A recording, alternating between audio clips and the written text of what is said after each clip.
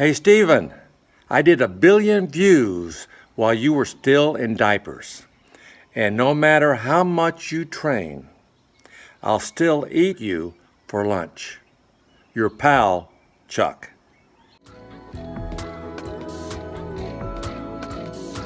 Hey, I like to box. Adrian!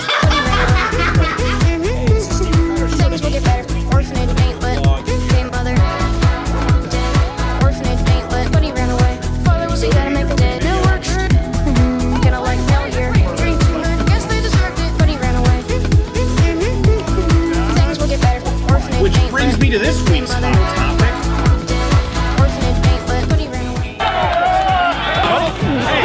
StevenCrowder is a self-styled comedian. How'd you get into my house?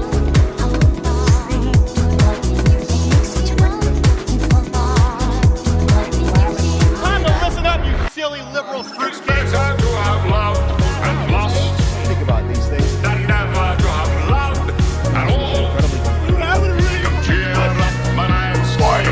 Your show is huge. It's huge. So we are officially announcing the Louder with Crowder Mug Club for our daily program time. People are aware of how corrupt the media is, and there's a void, and we are going to take it back. You're listening to Talk Radio's Strangest Animal. This is the waterboarding Christmas telethon spectacular, and waterboarding has to be done just properly. We're stopping. It's not the water. Train, by the way, hashtag tonight is Crowder Hijack Shia. For those people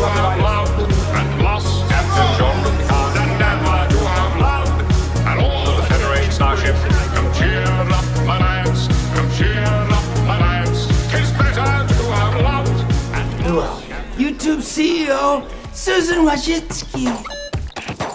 Melting your mouth. They look so cheery.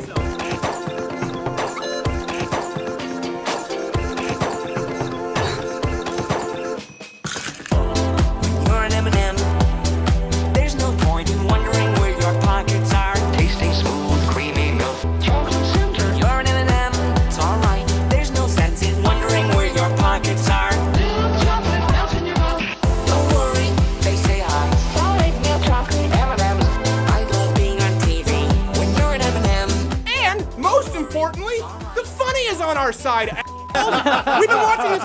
YouTube dragged its feet before taking any action against conservative commentator StevenCrowder. So then we did announce the monetization change that StevenCrowder was. Box Adpocalypse right now is trending. Number four. That's incredible.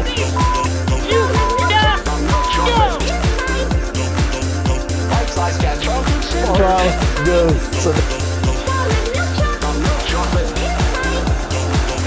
Life-size cat chocolate center. The M&M's can only all new Amazon. The M&M's can life-size candies. Amazon. The M&M's can only all new Amazon. The M&M's can. I'd say that's a wrap.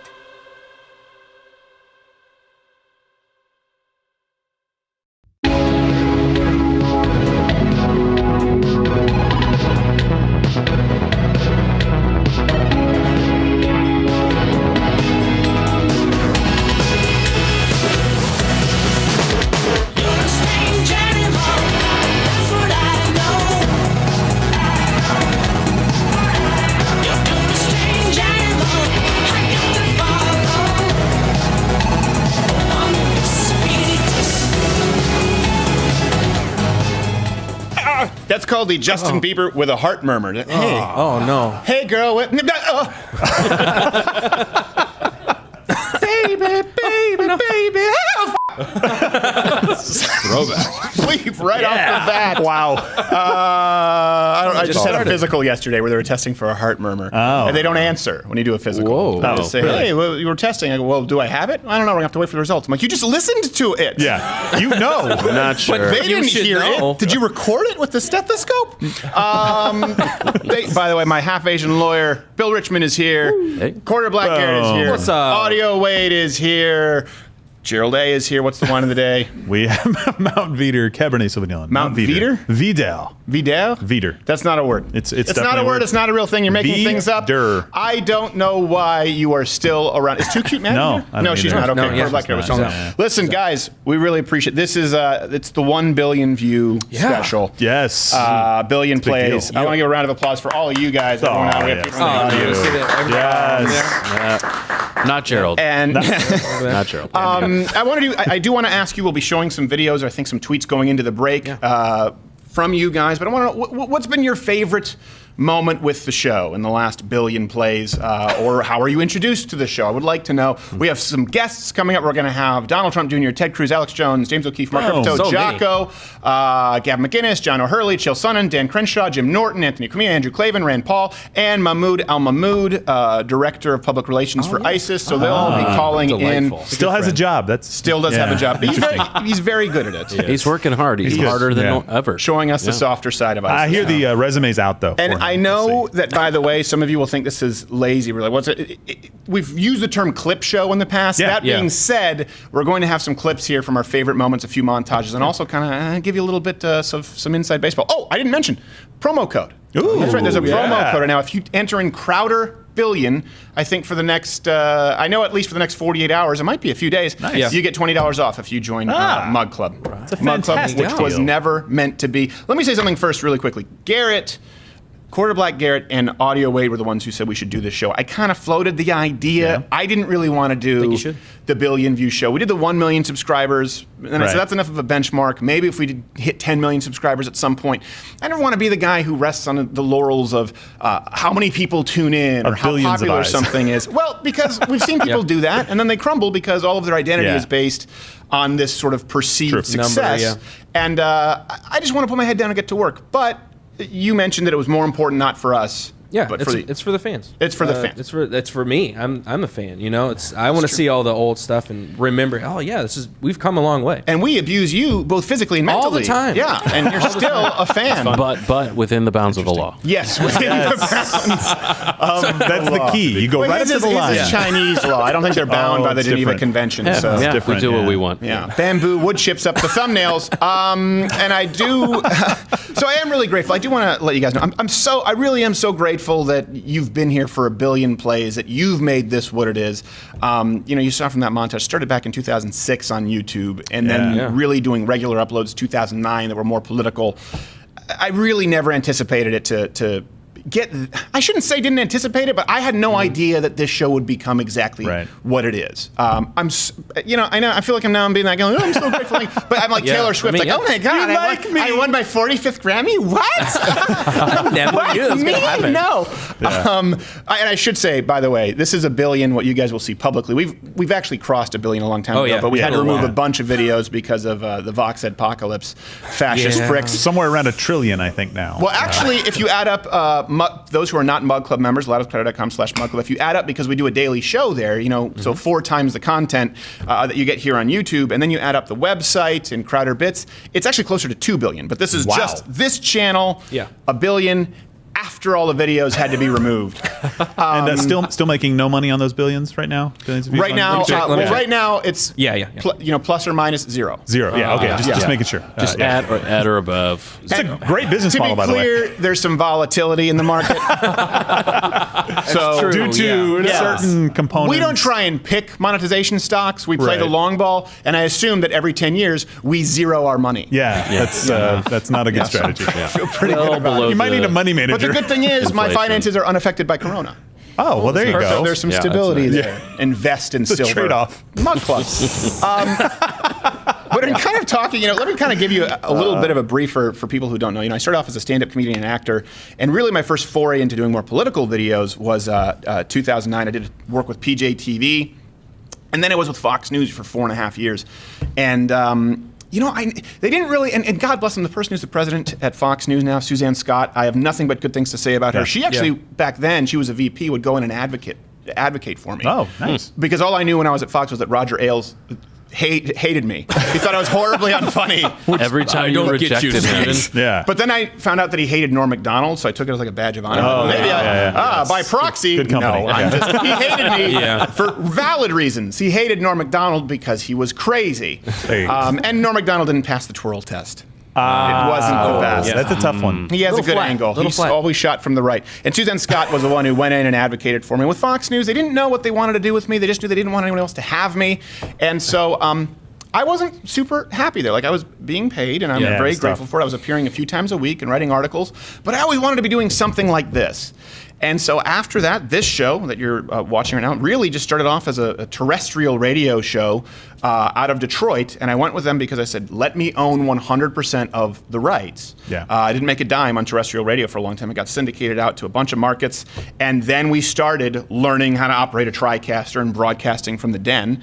And it just kept growing and growing and turned into, what it is now. So I say this because sometimes you may have dreams, and if you're inflexible, you think you're giving up on them. This is so much better than anything I could have anticipated, and I am genuinely grateful to be able to do this. It's a very, very hard job. It's a lot of work.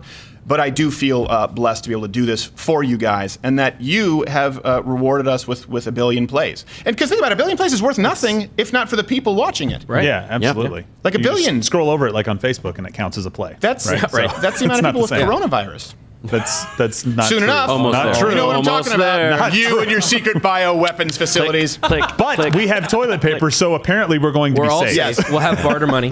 And does anyone have, before we get into the cinematic opens, any of your kind of favorite stories as far as... If I can jump in here, I know Bill might want to. Do it. So, a lot of people don't understand. Success was never guaranteed in this. And in fact, there were a lot of moments that you had throughout your career where you were like, I have no idea how this is going to go out. And I remember one specifically, I can laugh at it now, but I felt so horrible. We were having dinner, I think, or lunch, me, you, and Hillary, and we were talking about like, yeah, man, should I keep doing this? Should I not keep doing it? I was like, look, if you ever, maybe if your videos don't get like 85,000 plays, you should maybe pick another career. And you just like looked at me and you're like, 85,000 is actually pretty good. Yeah, I remember. You were trying to lowball. Oh, God. Like, 85,000. Yeah. Oh, it was so funny. But I mean, that at that point, you had no idea. Like, you had a desire for it and a passion for it, and you knew you could do something, but you had no idea how big it could possibly get, and you weren't assured of success. No, but back then, or really, money at all. That's also something that I really love seeing. Is now there are so many younger people who are conservative or leaning right. Back then, and that's also, we'll talk about our top 7+1 loudest crowder controversies over the years. See if you can guess which ones they are. But that's what allowed the Young Turks to go after me and really, smear me back in the day when I had 30, 40,000 subscribers and they were big. Yeah. We didn't have the ability, we didn't have the firepower to correct the record. So it was tough. There were no conservatives out there. It was when edgy atheism and liberalism dominated all of YouTube. Yeah, and it's amazing how things have changed. We don't know where we're going, but it really is. It's been a crazy ride when you think about this. Yeah, absolutely. So one of the funny stories that kind of the moment that it hit home about kind of the war that you've had to fight with some of the folks in traditional media was one time I was on vacation. We were doing a copyright battle with Mashable, and they were insisting on trying to take one of your videos down. And I'm like at a resort in Mexico trying to deal with it, and we ended up getting it resolved. And keep in mind, for those who don't know, this was back then. It was a manual thing where Bill was actually filing paperwork to counter a false claim. Right. Not like They've changed it now. Wow. We're like saying, hey, you're going to do this, you got to come sue us, and then we're contacting YouTube, and we're trying to fight through that system. And that was the moment that I really realized. I was in a hotel room at this resort in Mexico, and I was thinking to myself, oh, what Steven's been saying about the war and like how this is going on. And I don't mean war in the sense of what our soldiers are doing and what our troops are doing, but I mean in the sense of the war for audience, for eyeballs and ears, and knowing that there is a place for comedy and conservative, Yeah, and we were. I mean, that's how we met. Was actually a man who was a groomsman at my wedding. He's a Harvard lawyer, but I was like, hey, you're a lawyer. And actually, Ben Shapiro negotiated my Fox contract. That's right. Hey, you have a good last name for a lawyer. And I remember our buddy. He said, well, this is not the kind of law I do, but you might want to call my buddy Bill. Was it Engadget? Gizmodo. And that's where the article came out that someone who worked at Facebook, long before the leaks with James O'Keefe in Project Veritas, someone just leaked this memo that was at Facebook that people were basically putting code into pages to throttle and shut down some pages. And it was this was Ted Cruz for president, Fox News, Breitbart, the Chris Kyle Foundation, and then me.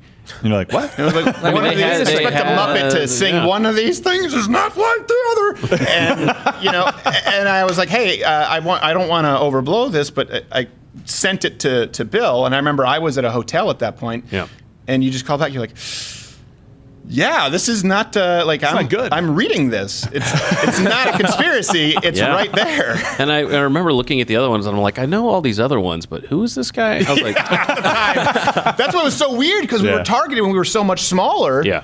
And I think it's just because we were always pretty effective with the content because we were unique and because you guys have been so supportive. I mean, we can't, we'd love to do live shows. We don't have the ability to do them because you fill up every venue and it becomes a security issue. And we appreciate it. Like you guys have been so supportive. Demonetized, you guys have made up for it with Mug Club, and you guys have joined, and obviously now you have the entire Blaze catalog, and it's just every time that we think, we're going off a cliff, the Vox apocalypse, you guys came in and not only saved us, but supported us more than before. Yeah, absolutely. I know I sound like a broken record, but I cannot thank you enough. Sometimes artists go out and say, I'm just going to do this. I'm just going to do this for me. It's self-important. It's bullcrap. If I create art that is only of value to me, I am valueless. There is no use for what I do. I want to create content that is enlightening, entertaining for you. And we always try to listen to you guys. We really do appreciate it. And since we've grown, and I hope you guys have seen this directly since you've joined up at Mug Club, it's $69 for students, veterans, or military, just so you know. Some people are thinking it's a little bit steep. And right now, everyone gets $20 off. We've increased production value, and we've increased overall volume of content. Yes. And so this brings us to our first montage. When we first started, it was a radio show. Yeah. We would do these fake little audio commercials because it was a terrestrial radio show. We had 12 commercial breaks. It's still good. Go back. But I would sit down with at that point, Not Gay Jared, and just go, all right, here's an idea, the Swiss Family Robinson second generation. And I would do an audio sketch about a bunch of inbred kids. And we found out we violated the law horribly, but it was okay because only on podcasts would we do the fake warnings, like, and we do like Lena Dunham warnings, Velociraptor warnings. And I don't know who it was calling the episode, like, this is highly illegal. This. I'm like, don't do that. It's on a podcast, it's an archive. Whoever thinks that's a live warning is an idiot. And they said, okay, but you should stop doing it. So we did stop doing it. Right. So we have these 12 commercial breaks we just have to fill because we were doing this for a podcast, and we didn't want you listening to come on down to Ann Arbor Ford, Ypsilanti Ford, where if we don't give you the best price, we're just going to give it to you. Something like that. That's the stupidest ad campaign. I don't want to subject my listeners to that, so I'll do pedophile parodies of Michael Jackson classics. And we just put these into the commercial breaks. And then after the controversy of Never Daily, which we'll get to 7+1 controversies, and you guys joined up at Mug Club, we realized a lot of these ideas that we had, we could now do. Yeah. And so we were able to do not only more on location videos, which are incredibly labor intensive, but these big intros that you guys have really come to appreciate and kind of expect, where sometimes there's some pressure, but it keeps us on our toes. Yeah. So this is actually, before we'll come back with our 7+1 controversies throughout the history of Louder with Crowder. Right now, I want you to enjoy a montage of, throughout the years, the best or your favorite that you tweeted me at SCrowder, cinematic or TV parody opens.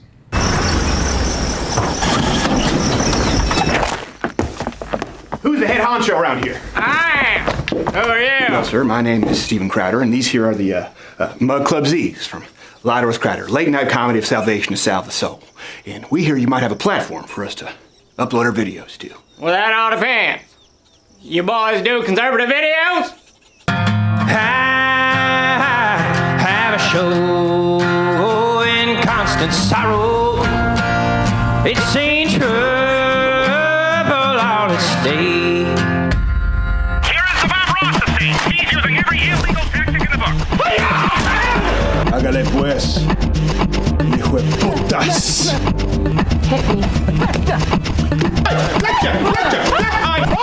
Hit me. Drink it, you cis scum! These are my beloved tumblers. Back then it was mostly just me uploading short videos, me talking to my camera.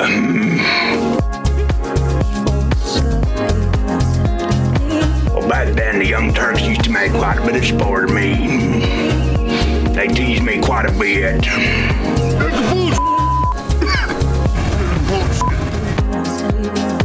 many subscribers you got on YouTube, son? When you crossed over that 1 million mark, you were beautiful. They found a way to stop your content, not at first, but right when you hit that 3 million subscriber mark. You'll never hit 4 million subscribers. I will hit 4 million. I was always going to hit 4 million. I see not funny people on cable television. They don't know they're not funny. We were demonetized before that broadcast even went live. So what happens? Cenk Uygur gets direct support from YouTube, and what do I get? A one-way ticket to demonetization bill. It's already been manually rejected for monetization. There's no way they could review it that fast. It seems that the YouTube algorithm has advanced beyond all comprehension. Tell me you have some good news for me. Right now, Captain. They took out Gather. Frigga, you got ambushed. Ben Shapiro's gone, and it gets worse. It's not gonna get any worse. Over 600 videos on the channel. All of them restricted in less than 12 minutes. YouTube's new policies have been so secret. No email notifications had been sent. Throughout my years, I've come to realize there are 7 words you cannot ever say on YouTube. And these words are retard, chink, tranny, faggot, fag, fig, and Mexicans. Yes, today, those are the words. And Mug Club might be even more necessary than ever because YouTube has become a liberal shithole. Let me show you boys how a real lady does. I hired myself a half-Asian lawyer. Gina. Gordita. Come on, baby. Some people think he's half Mexican, he's half Asian. Thanks to our funding from Mug Club, those false plaintiffs have pulled their hard strikes again, right on time. To the second. They always do. I fight them for you, and we win every time. I hear you boys ordered a half-Asian ass-kicking. Half-Asian lawyer Bill Richmond. Half-Asian lawyer Bill Richmond. I don't want no GoFundMes, I don't want no Patreons. There are too many damn whiny conservatives on this platform. $10,000 for me and my half-Asian lawyer Bill Richmond by ourselves. We decide what gets heard or seen on YouTube. Our jihad is already won.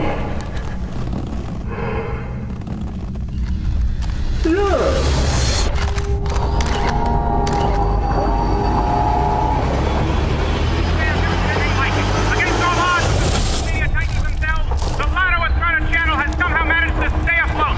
This is a tragedy, but a testament to the fact that Mug Club has allowed him the will to continue on with a champion's heart. You've already been demonetized. We're no longer care. Mug Club shall go on to the end. We shall fight on the YouTubes.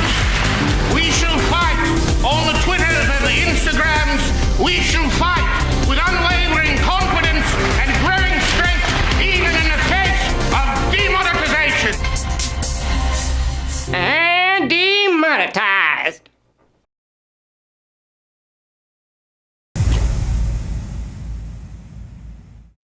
And there we go. Now, it's not Awesome. only a clip show. It's not only a clip show, but Not there's all- some of that. no. You Yeah, know, sometimes a billion views, you take a break. You do that a little. Gosh, Oh my you gosh. just look back and you're like the volume of how many days and nights that we've worked on these. Yeah. these So segments.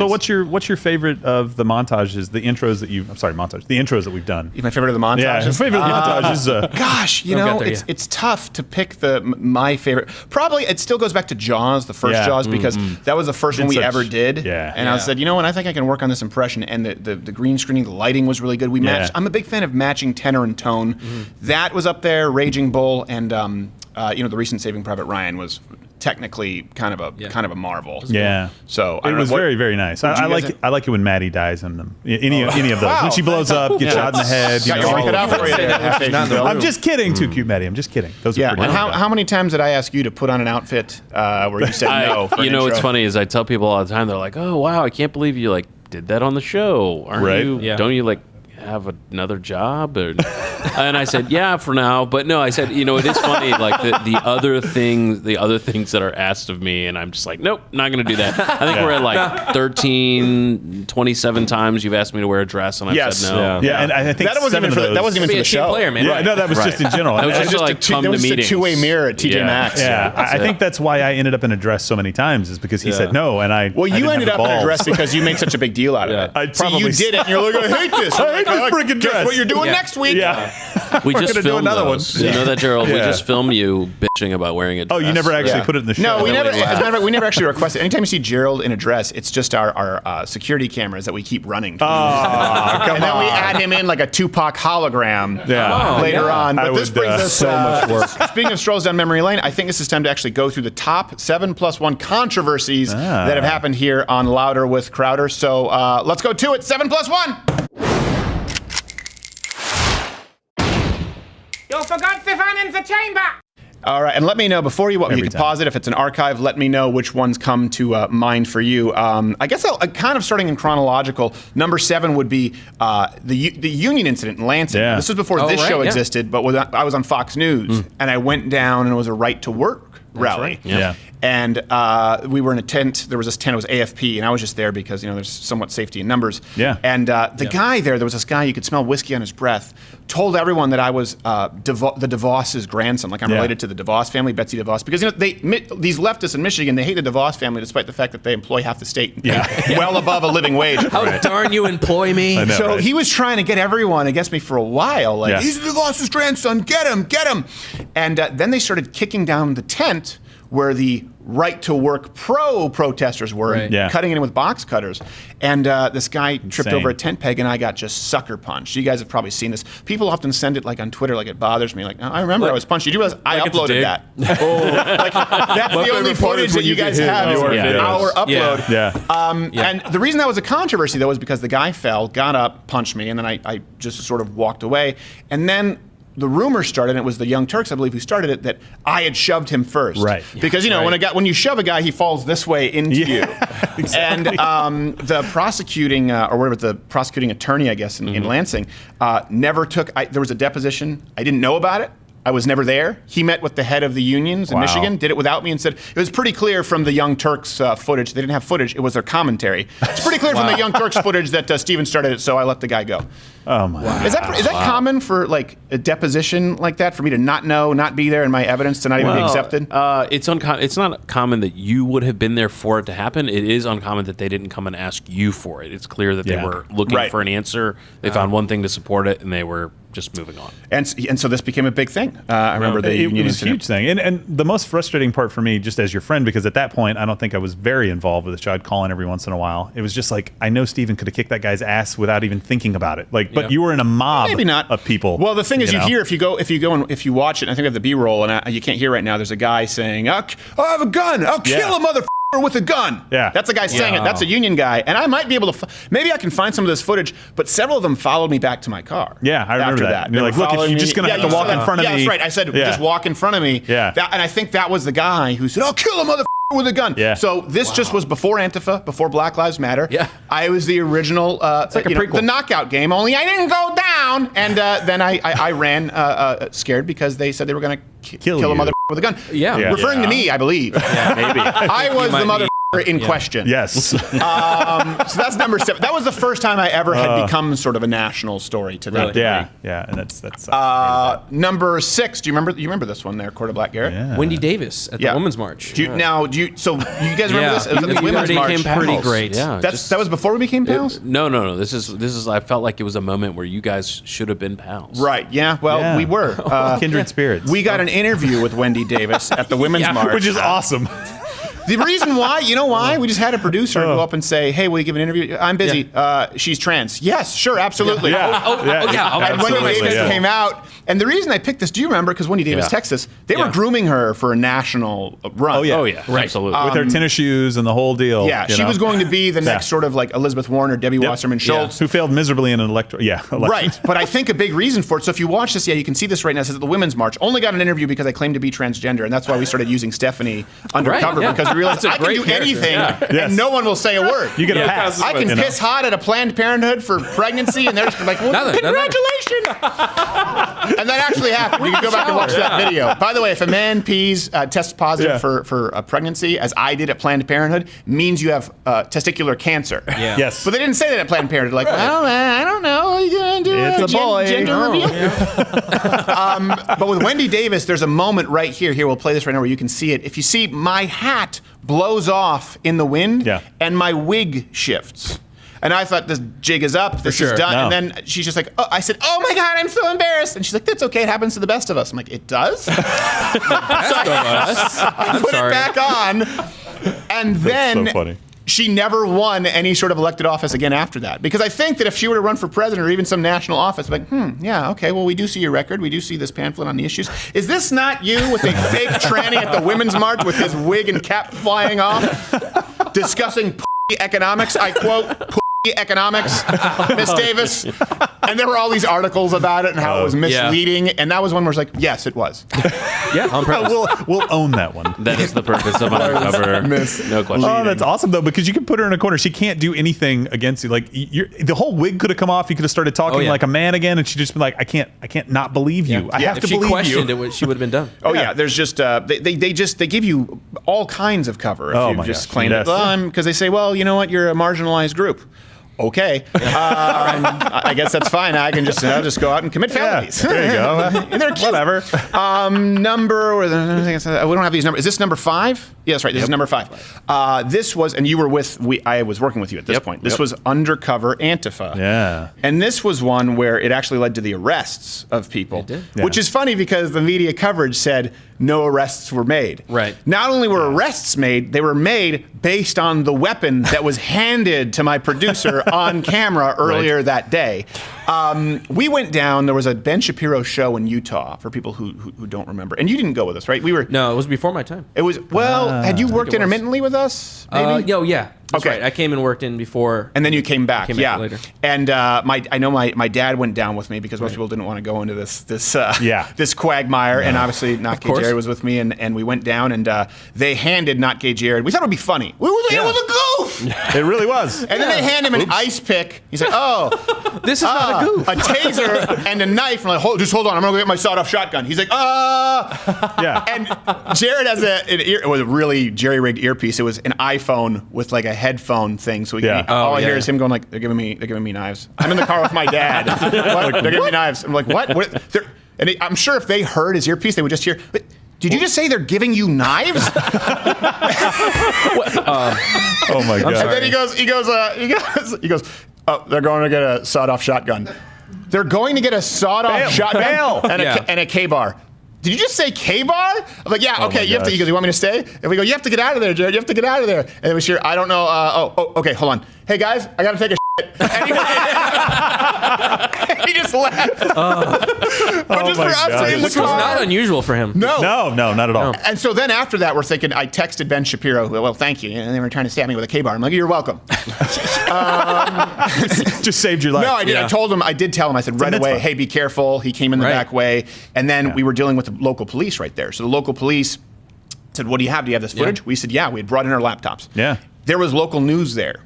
And I said, hey, do you guys want this footage? Because I know you're covering the protest. Here is the action. I was showing it to them. Look, this is the actual footage. See, they're handing him a knife. They're handing him a taser. They're saying that they're going to get sawed-off shot. This is on camera. Yeah. Every single local reporter turned it down. Had no interest. And I said, by the way, this is legitimate. We're going into the police van right now to offload the footage. You can have the exclusive. And with Ben Shapiro that day was that reporter from, what was his name there, Darren?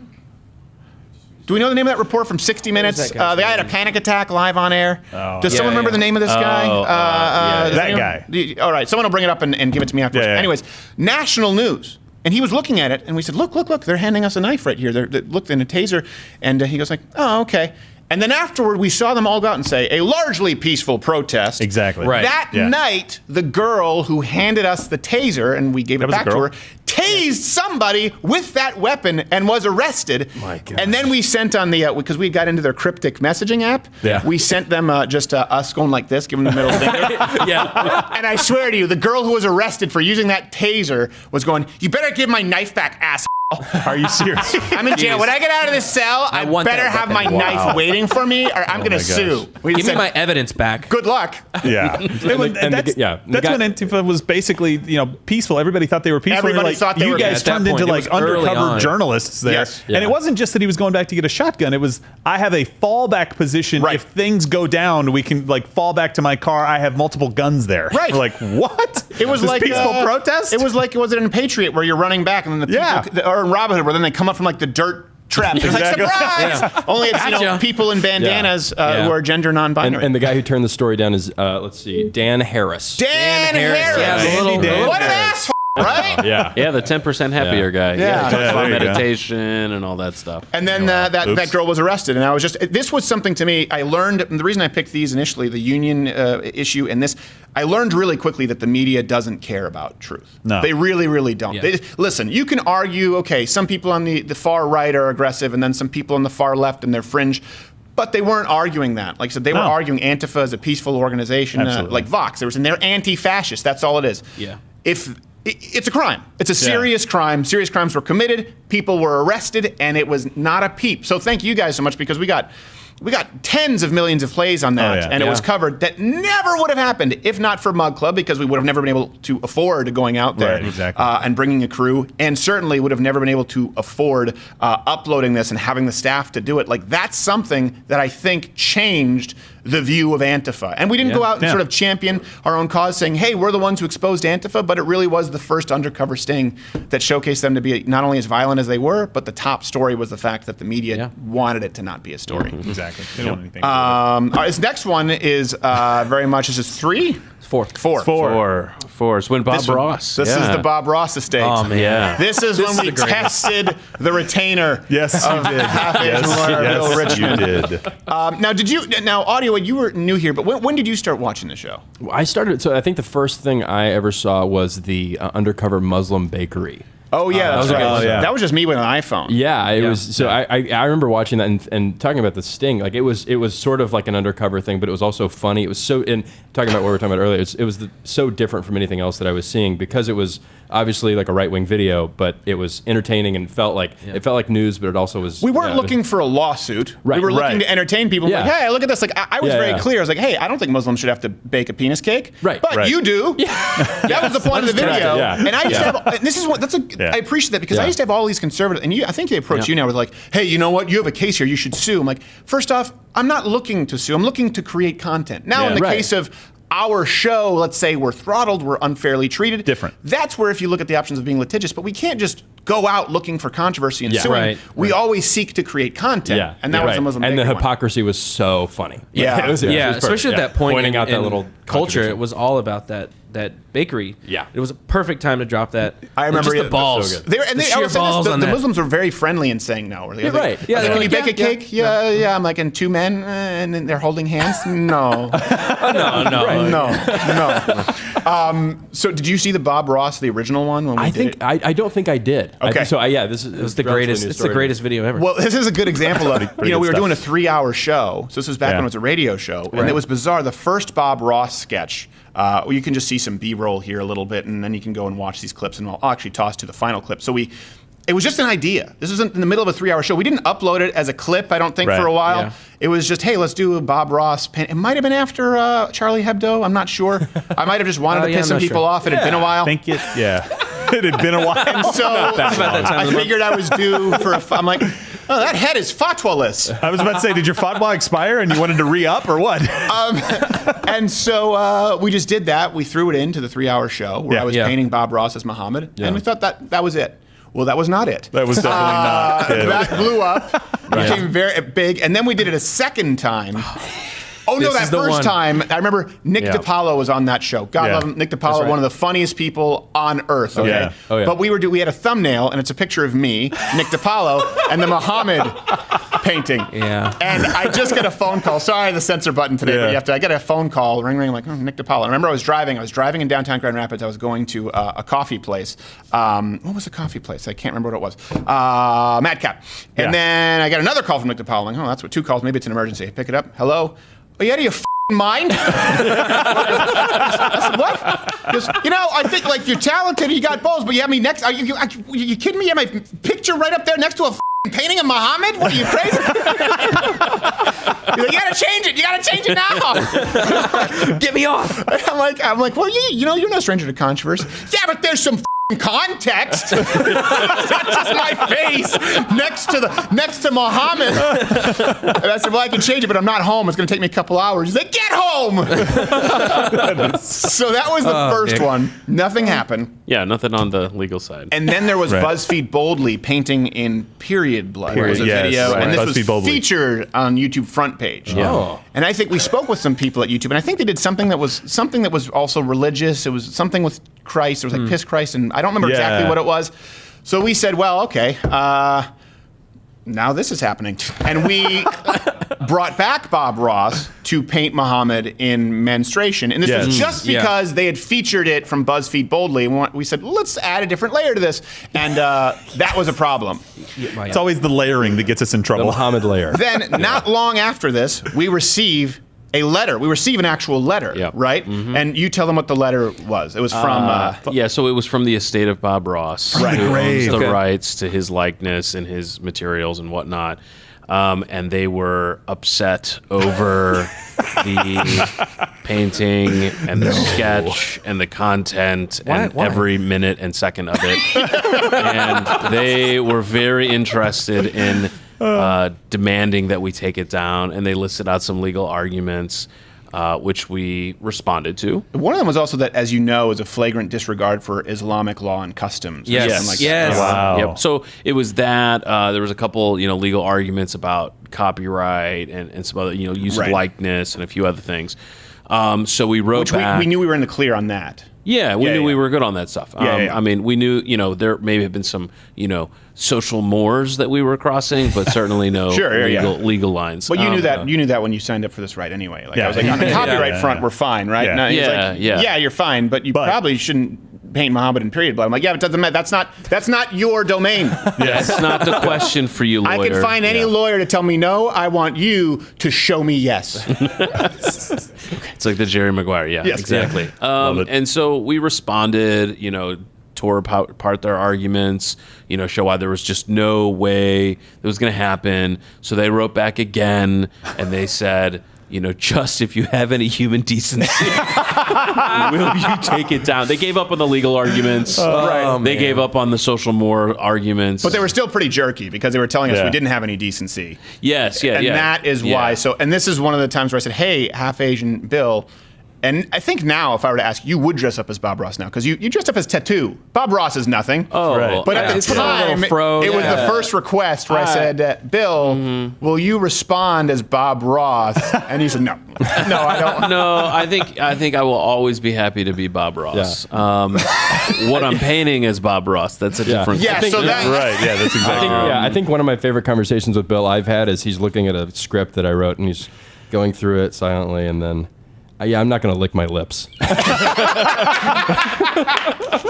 That was it. That was my only line. It was like, Bill, That's stand a producer there. note right there. Yeah. And then it was in like one change. It was like stand, lick lips. I was like, nope. Who am I, Drake? Nope, not happening. Am I doing this? No, I'm not doing it. But they wrote back, we wrote back one in response to that last letter. They were like, please just like take it down. And in the kind of a snarkier part of the letter, I just said, if you've ever watched the show, we're not going to take it. I remember there was one final communication where then we responded by video, and that is where it could be half Asian Bill said he wouldn't dress up as Bob Ross, but I think it was more so that he didn't want to be involved in painting said legal representatives as Bob Ross eating from a pile of corn-infested shit. Yes. This is the moment I was like, this show, the greatest show of all time. Along with Muhammad, we just tossed it in there, and here's actually a clip to the grand finale of the Bob Ross controversy.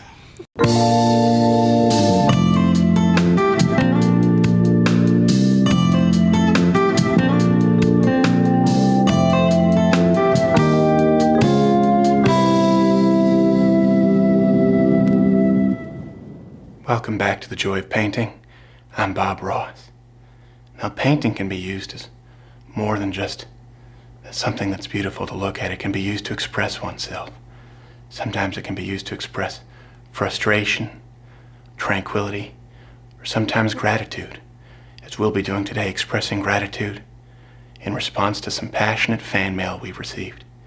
We have a lot of different viewers here at The Joy of Painting. Some viewers are policemen, some are firemen, and some are lawyers who we'll be responding to today, who have talked about this show with great vigor that Bob Ross is in violation of copyright law. So we want to respond to them and make sure they know they're welcome on this program, so you can grab your palette. Today we'll be working with a lot of browns. A lot of browns. The beauty of brown here is you can mix it with any color and it's a different brown. Become a beige or a taupe. For our passionate lawyer friend, we're going to start by drawing a pile of shit. Just with little short strokes. There you go. It's a little, starts off as a molehill and turns into a mountain. Just a big old mountain of shit. And there we go. Just a valley of piping hot shit. We'll mix up some color, add some red in there. It'll make it a little bit more of a cocoa flavoring at that point, give it some depth. And now we're going to move into portrait mode and paint our lawyer friend who sent us the fan mail falsely notifying us of a violation of copyright. And there's our lawyer, like a gazelle at a familiar watering hole, bending over on all fours to eat from our steaming hot pile of shit. Let's draw a few lawyers. I'm sure with a firm they have some lawyer friends. I'm still going with brown. You can use any color you like, taupe or sand.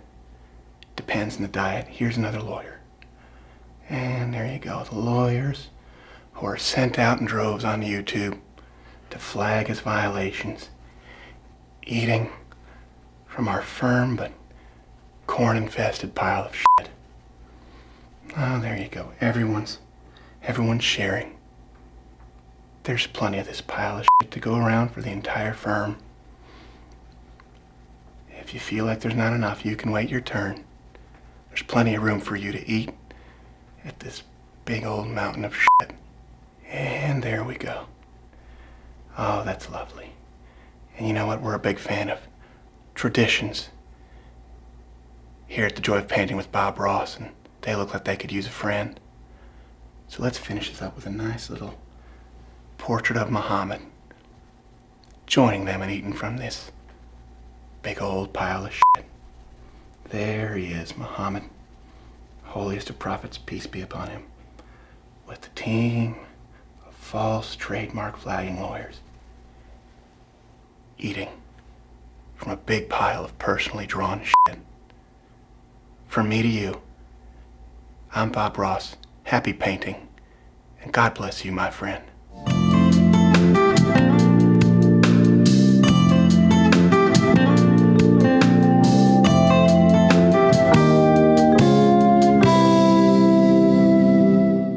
And then we never heard from them again. Yeah, no. Like I think said, at that point we are they knew not they the lost. sharks of YouTube, but we can be a puffer fish. In that, That is true. you bite us, you hurt Spiky. your mouth, or even if you capture us and you kill us and you cook us up, we're going to poison you.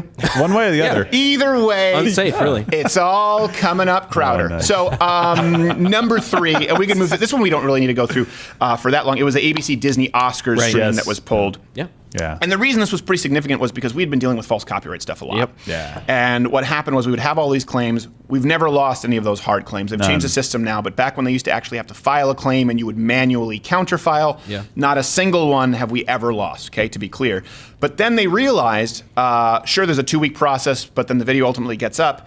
They realized they could hit us with live streams. Yeah. Because at that point, you lose those viewers, you never get them back. Exactly. Yeah. And this was the second or third year we were doing the Oscars. It wasn't the first year. It was the second. And it was ABC Disney, and they were waiting because it happened very quickly where the Oscar stream was taken down Yeah. right away. And the reason I bring this up is because obviously it got up later. We won this because we were in the right, but you don't get those viewers back, and so we were really upset. But so many of you, so many people in that moment, you joined up at Mug Club. You went right to the loudwithcrowder.com/Mug Club site. Great. And then we had, really cool. I think we had live stream over at at Mug Club, or was it the Blaze? At that point, we didn't have live streaming, I don't think, at the Blaze. No, we didn't. Right. It was still on Facebook, I believe. It was on and Facebook. Then we went to Instagram. Just with my cell phone video. Right, yeah. And the amount of viewers was shocking. So not only did you watch, but once it was removed, you guys said, you know what, I'm going to sign up. So many people actually double signed up or renewed their subscriptions for 3 years just because they saw the foul play. And it was just something where we said, oh, wow, okay, we really need to do right by these supporters. It was a moment that the fans and the people that are watching saw it in real time. Yeah. They see us saying it later. Or like, oh, we got this taken down. We're losing monetization on these videos, and that's something that's kind of like in the ether almost to them. Right. But they saw it in real time as they're watching our show, us get taken down. So I think it was a big move. I saw it as the tip of the iceberg is where people are finally seeing what the problem is, and they actually had a moment to glimpse the entire iceberg. Right. Yeah. Right? Not just the little part that they see when we talk about it here and asking for support for Mug Club. And the very best fans in those moments stepped up. And that's, every time we talk about Mug Club and what Mug Club does, like literally the show cannot happen. Because we have no Patreon, we have no GoFundMe, because you see what they do with conservatives. We said we only want to be funded by you and a few select sponsors, which we'll get to in a minute. We've really only can I talk about the sponsors that have dropped us? No. No, I view that as a turning point too, because people can use a gimmick like, oh, they're after us, man. You got to support us. You're the only way. And I know that we tell them like, hey guys, like this is the only way that this exists is if you are a part of Mug Club. Yeah. That showed everybody. Yeah. It showed them just like you said live, but it also gave them this feeling of like, oh my gosh, if they want to take conservative voices off of this platform, they can. Yeah. They can just do stuff like this to them. They'll just screw them somehow. They'll figure out a way, and so we've got to get around And that. they really screwed the pooch with that one because, the big legal term you can tell, I guess educate the audience, is whether the content is transformative. Right. So the fair use question is, are you transforming the underlying copyrighted content? And there's a few other factors, and transformative being one of the bigger ones. And of course, over the, commenting on an event that's occurring. And costumes and a set. And guests. We added it up. I think it was like 12%. The actual Oscar stream was up for 12% of the time. Right. It was so obvious. Tiny percentage. Yeah. So, and then you guys got us back up and stronger than ever. Okay, this brings us to number 2. This is one that many of you may have forgotten about because it happened a little while ago. This was my favorite. This was literally my favorite one. This might be my favorite one. Because there were also really some internal issues that went on with there, where we had some other internal counsel who were saying that we shouldn't do this in the first place. Yeah. And I will say, Bill took my side, where he said, no, you can do this. Absolutely. Really? So Shia LaBeouf. like, no, If you don't. Okay, number 2, when we were sued by Shia LaBeouf. Context. And Muhammad. Hey, you're bearing the lead here. We beat Shia LaBeouf in a lawsuit. Yeah. That's true. Yeah. So he did the "He will not divide us." You remember after Donald Trump became president, just "He will not divide us. He will not divide us." And so he set up this camera in a public space in New York, outside of some kind of art museum, but it was out in a public space where anyone could go and say "He will not divide us." Yeah. And so we're like, okay, so this is up there. This is a stream that's up there. Not many people were watching it, but it was, making some headlines. And so I said, hey, I have an idea. How about we go to New York and we broadcast our entire show from Shia LaBeouf's stream? And here's the thing. This is one thing I will say again with Mug Club and what you guys do that support us. Anyone could just go there and go, Shia LaBeouf sucks, blah, blah, blah, blah, blah. That doesn't help anybody, right? And this is what a lot of conservatives do. They ask you for money on Patreon or on a GoFundMe, and then they just go out and say something incendiary.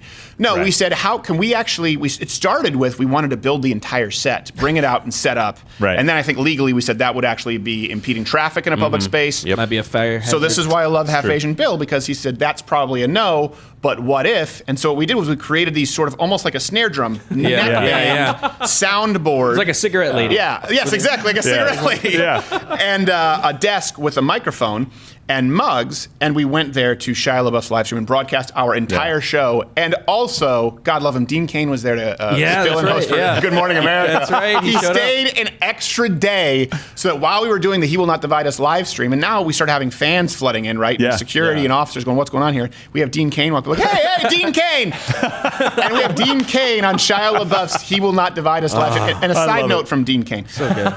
Dean Cain is the kind of guy who makes you very sad because he has everything. He's very good looking. He's very smart. And when you spend time with him, you realize he's actually really quick and kind of acid. He's an acid-tongued Asian. Oh, wow. Yeah. He, at one point, I just remember this. I have a necklace, mug, and microphone, and we're in a Mexican restaurant. It's right around the corner from You Will Not Divide Us. And I'm getting ready, and Dean Cain is sitting there with me, and he's eating. He has an entire bowl of guacamole. He's on his second bowl of guacamole. Wow. Loves that And a guacamole. big-ass margarita. It looks like pink with salt around the rim. And I'm trying, before the show, I'm focusing on a million different things. I'm like, I'm about to go out. I'm going to get my ass kicked by Shia LaBeouf. And so, I mean, like body shots. You can't reach up here. not really. Just do the pullback. There you go. And I go, oh, wait. Sorry. I go, I'm sorry. Dean, I'm sorry. I didn't realize no one's here with you at the restaurant because you're going to be here for 20 minutes when we start the show. Do you need any help? Do you need anything? And he goes, no. Really? Are you sure? He goes, yeah. I'm sure. And he takes a nacho, guacamole, sip of a margarita. He goes, because I'm a grown-ass fucking man. Oh, yeah. Love the king. Awesome. This is my life. So do you remember in the beginning of the live stream when you were doing it, there were actually some people who were not fans of the show, didn't know the show came out, and you were giving them mugs, and they were we did that the day before. Oh, yeah, that was the day before. The day before, we gave them mugs with hot chocolate. Yeah. These are actually really good. So this mug, it's amazing. Yeah, we went down there, we gave them mugs full of coffee and hot chocolate, and so all these people are on Shia LaBeouf's stream going like, yeah, shout out to Louder with Crowder guys that gave us this coffee, mug club, you guys should join. And he's just so pissed that you did this, right? He got pissed, and right away they basically came after us to sue us. It was LaBeouf, Ronco, Turner, I think was the firm or whatever, and it was, I think, the lesser LaBeouf, Ronco, Turner. It was Ronco. Yeah, it's the other creators. They each share in the alleged copyright. And he was threatening to sue. Yeah. And of course, we argued that it was transformative, but the reason he was really upset was because it was the highest viewed portion ever of the He Will Not Divide Us live stream. They saw a spike. They're like, we gotta stop. We gotta put a stop to this. Yeah. And then after that, that's what spurred. They moved the He Will Not Divide Us to other places, and all these people on Reddit. Oh yeah. And I guess back then 4chan would triangulate where they set up the new camera, and it just became a game of taking it down. Yeah. Yes, it was like capture the flag. Great. Yeah. So it was love it. Pretty. It was good. So we were sued by Shia LaBeouf, his guys, and we won. Number one, and we have a plus one, but number one should be no surprise to anyone. And this is really in the this last year, the number one controversy that we've had here at Louder with Crowder is the Vox adpocalypse. Boom. Yeah. And I think, and I want to get all of your thoughts on this here, and I want you to let me know where you were, what you remember from the Vox adpocalypse. I mean, we had talked a lot about being demonetized. Most of our videos had been demonetized. We'd been throttled where our videos weren't showing up in subscriber feeds. It was like 90% of videos. Right. But that being said, we didn't have this kind of a consequence ever before. And it all of a sudden burst out this highlight reel, this hit reel on me. I remember the Hodge twins saying that they were like, I was seeing you and your dad, you were on Don Lemon's show going, and Don Lemon's saying, disgusting. This actually, the reason this is the biggest controversy is not only because you guys stepped up and again supported us to a degree that we had never seen up until then. Insane. But this changed policy for YouTube. Yeah, it did. Yeah. Because we did not violate the policies, which, by the way, New York Times were looking for that retraction. We coming for you. We didn't violate any policy at all, but people were so mad, and people really weren't mad. It was a leftist hate mob trying to go after us. They demonetized us, and even though most of our videos didn't run afoul of demonetization. And I will tell you this, I've talked about this kind of on air, but not so much. When YouTube called after this was going on, the highlight reel, and it was trending everywhere. Right. Yeah. And I was on the phone. Half Asian Bill was not with me. You were somewhere else, and they were reading a statement. Remember? Yep. It was these people from YouTube, faceless, nameless. They didn't give names. We had no idea who they were. Well, and just to be clarified, we asked for their names, and they said they felt uncomfortable even identifying who they were. These people giving the message. Yes. Yeah. And they started reading a statement, and the first portion of the statement read like they were going to remove our channel from YouTube. Yeah. And then it ended up being, we're just going to demonetize you. And I was like, well, okay, well, all right. We're not making that much money from you guys anyway. Right. But at first, for about a good 23 seconds, I thought, oh no. They're going to have to switch because these angry gay folks at Vox are trying to manipulate policy. And I remember the room started spinning, and my knees went out, and I thought I was having a heart attack.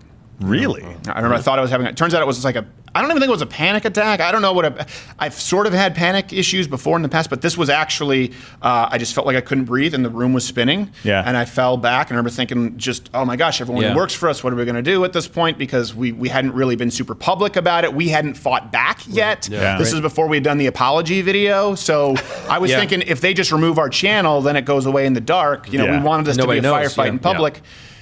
And then when they said, okay, you're just demonetized, I mean, that for me was a relief. Like, whoo, okay, good. right, you know, good. like I just like the money, Snickers commercial where someone just shoved one in my mouth. Which, by the way, don't do if someone's having a seizure. Do not shove a Snickers in his mouth if he's having a seizure.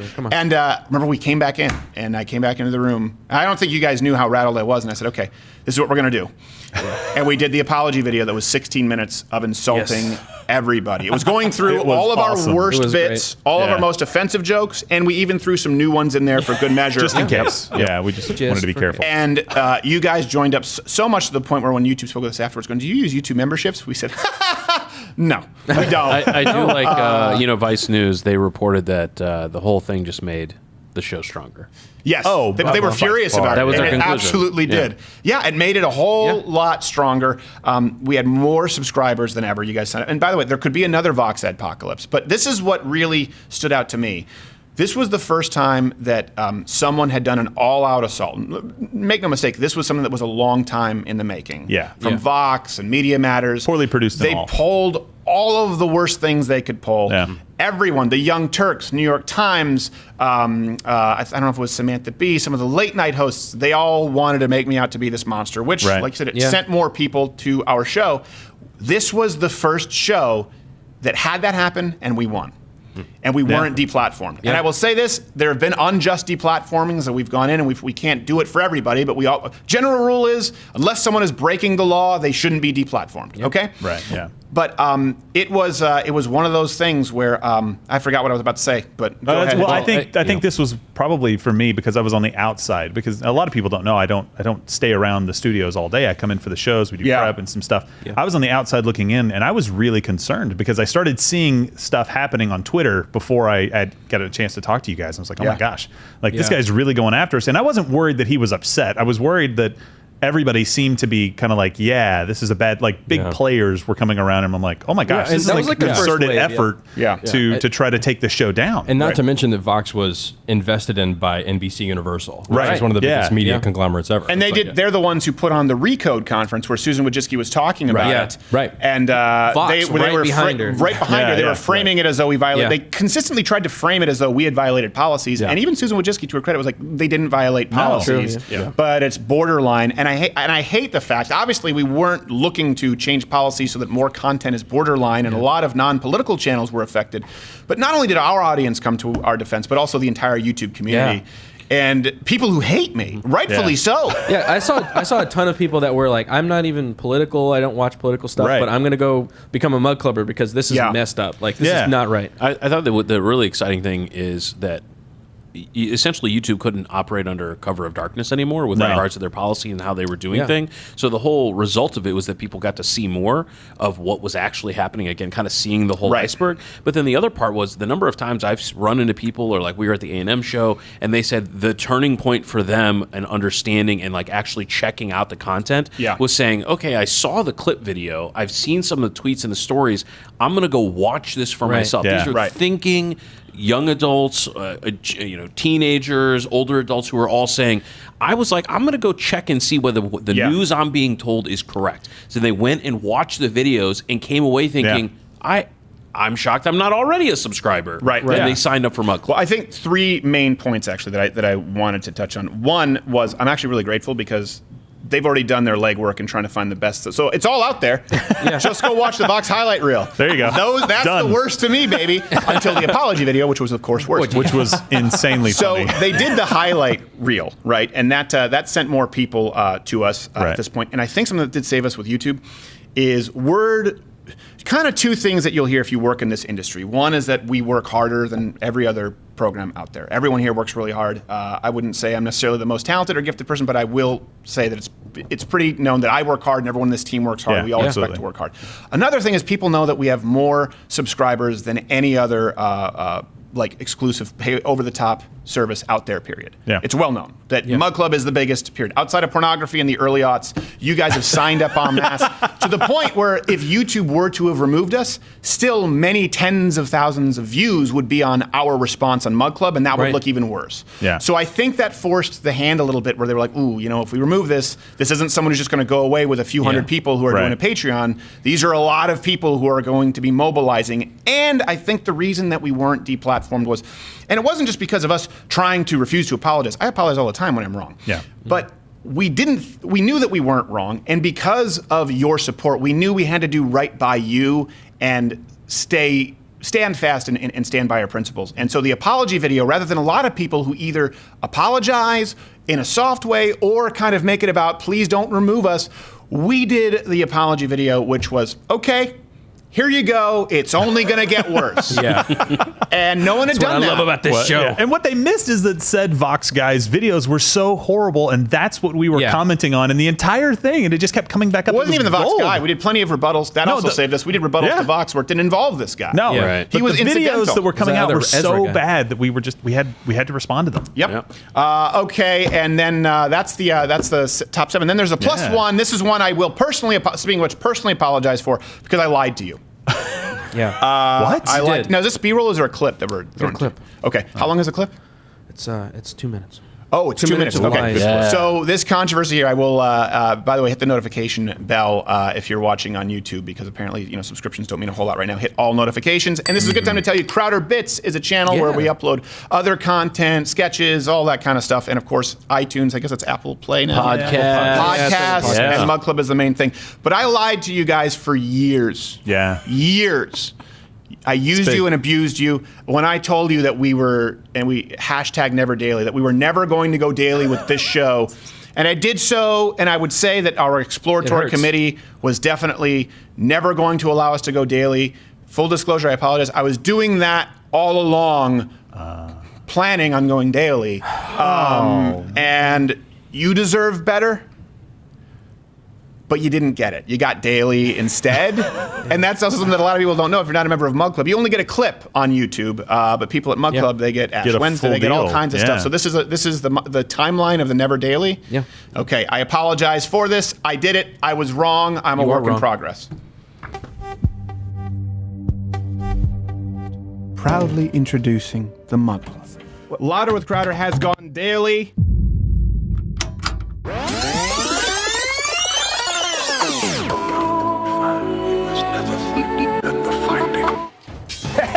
We are two wild and overrated sketch artists. It really did.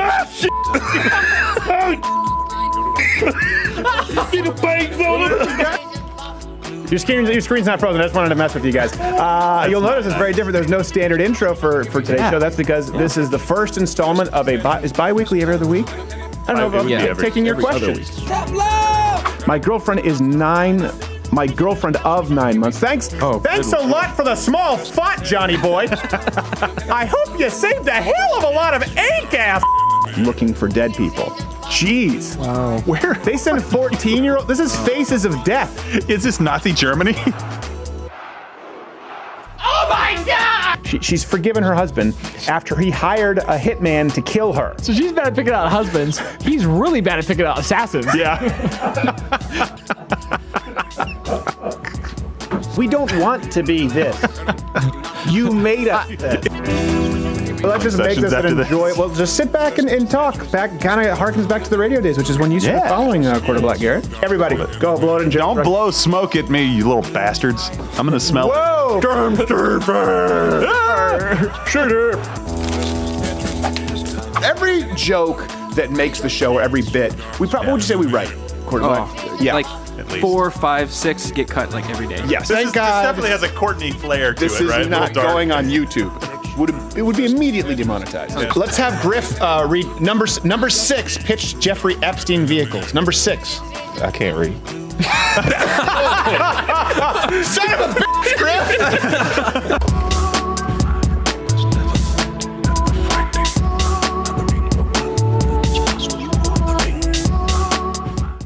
Hey, you know what? I'm actually going to make the first Thursday ever Ash Wednesday. Oh, man.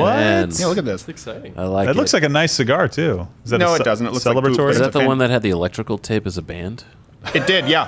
Yeah. Hold on a second. Someone else carry the mic here while I Only can the get this best. going. What's going Go, on? Bill. So, for people who haven't subscribed to Mug Club yet, you're terrible. But second, We love you anyway. the fun thing about the Ash Says Wednesday, Mr. Coronavirus. Right. hey, Mr. hey, A2 hey. receptors genetic proclivity toward pandemics. If Yep. Trump wants to have another trade war with China, we will keep bringing the coronavirus. Oh wow, that's what your they bring to the response? table. So the thing I love most about the stuff that's behind the paywall and what's in Mug Club and it's available is we get a lot more in depth. We talk about Yeah. a lot of different topics. We're really engaging with a lot of different fan questions and comments and stuff like that. And you really get to see another side of everything that's done here and more of what a lot of people like about what they see on YouTube. Right. But like I said, we can't do any of the rest of it without Mug Club. Right. So. Yeah, exactly. No, and I tossed that thinking it was going to be a timeline of the never daily, but we told you we were never going daily for a long time. And I will say this: the reason why, all joking aside, was because we knew that at the time I knew that we didn't have the capacity to do a daily show. Yeah. And so we launched on election night when we were going daily.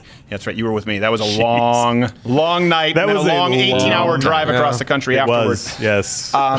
Where we knew that if we had enough signups, and that was actually a bit of a risk because we said, okay, Huge. if we announce that we're going daily, maybe enough people will sign up where we can afford the resources we need to go daily. Yeah. And we hit that number within the first 4 hours of election night. Yeah. And again, I own 100% of this, and we worked with CRTV. Now we have a partnership with The Blaze, where you get access to all of their catalog, and of course they help handle this back end. These apps that now work really well. The Blaze app is just stuff that we were never able to afford. So we've been able to do this without having to take money from Al Jazeera.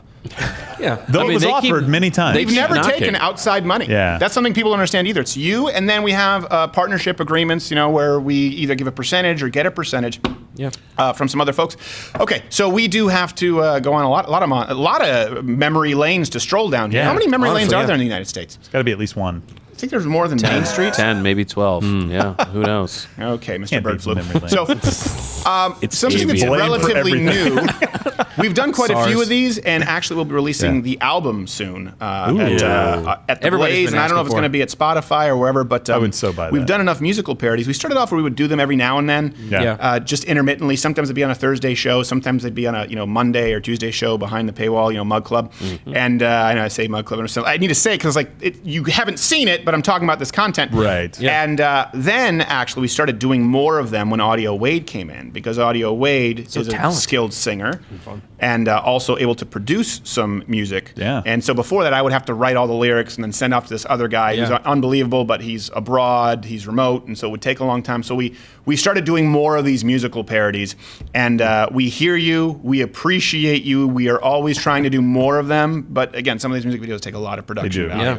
So A lot of time before we and go, makeup. what's your favorite track that we've done as far as music? What was the one we did in the montage earlier, where I'm in the back playing the guitar? Is it Dr. Oh, Brother, Trump? Where Art Thou? Oh, Brother, Where Art Thou, that's right. That's one of my favorites. Yeah. Mine was Dr. Trump, just because the costumes were outrageous. That one and, was fun. The lyrics were awesome. That one was too. pretty So fun. that was and we pretty good. shot that here at the new studio Before it was a done. studio. We're like, Yeah. we're like, we need a warehouse. Wait, we have a warehouse. We have one. Because until we get new Mug Club subscribers, we can't afford to furnish it. Audio Wade, you're the music guy. I think Nirvana is my favorite one. yeah, that's it pretty smells good. like That's a good True one. Spirit. Yeah. Yeah, I like that one. And I do like a long time ago, because it was kind of raw, I liked the Rocket Man Kim Jong-un just because That of was awesome. Just because of Gerald A. as Dennis Rodman. He looks so much like a white Dennis Rodman that we had you back on the show as Dennis Rodman. I wrote it into the show. I'm like, I don't know what this. I don't know how we get there, but it ends with Gerald A. as Dennis Rodman. Yeah, I get to the studio and they're like, yeah, you have a costume. I'm like, what? I have a what?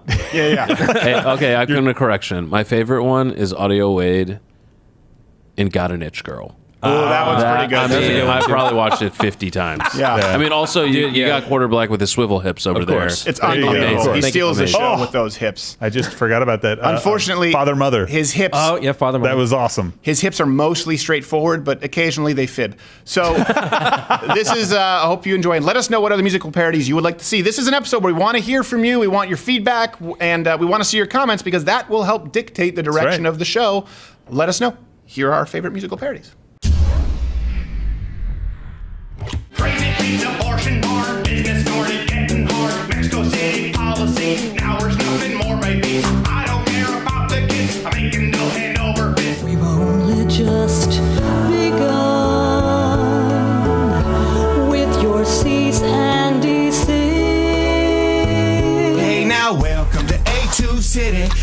said, welcome to A2 City. Every place, everywhere we go. Yeah, they want try to ban our show. They call me Dr. Trump. They call me Dr. Trump. I've got the witch you're dreaming of. Trigger warning. What's our dangerous? Here's why now. That offends us. We want control and censorship. Here's why now. That offends us. Crowder gon' give it to you. YouTube, we can do it on our own. A&M delivering to you. Knock, knock, open up the door. It's me. Back with non-stop laughter that'll make you pee. Ain't hard writing jokes about it. With trannies and anti-for trigger motherfuckers wondering, damn, did he say it? Yeah, right, and I'll say it again. Got a half Asian lawyer, so I got to win. And there we go. Yes, you would nice. think I was the one who was quarter black. No, that was pretty good. This one. It's this one, and you just thought he was Mexican. All right, we are going to have to go actually to a commercial break really quickly. And before I should have said, this is where we're going to have our guests. Our guests have either sent in a video or will call in here, and I think we'll actually have some videos from you before we go into our favorite commercials. We should mention our sponsors. Of course, Walther is a wonderful sponsor. They've been with us for a long time. And Black Rifle Coffee. Unbelievable. I think ExpressVPN is more recent, and Bill didn't want me to say it, but a long time ago got dropped by Audible, so screw those guys. He wasn't involved, and we were dropped so quickly. It was 1 week. They were like, he actually does what? It's job security, okay. There you go. True, yeah. So enjoy the commercials, and here are some guests. Open your mind. Let us begin. Our world is increasingly ruled by technology. Information moves faster than the speed of light. But how do you know that you and your personal information are safe? That's why you should protect yourself with the latest in cybersecurity technology, a sticky note. Are you worried that it might leave you open to hackers, spies, geo-blocks, IP detection, ad targeting, NSA habit tracking, traffic logs, third-party microphone access, and theft of your personal data? We've got you covered with a sticky note. And if you're concerned about all that other stuff, there's always ExpressVPN.